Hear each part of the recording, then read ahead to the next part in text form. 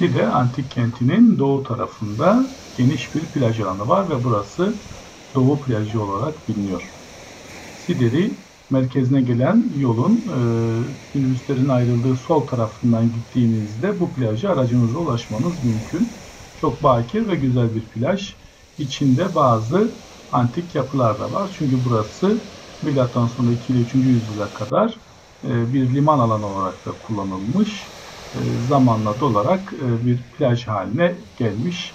Geniş, yaklaşık 1,5 kilometre boyunda bir alan ve özellikle gençlerin rağbet ettiği bir alan.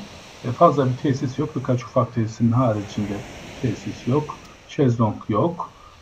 Bakir bir alan. Kendi olanaklarınızla gelebiliyorsunuz ama denizi çok çok güzel ve yanı başında Side gibi harika bir yerleşim var.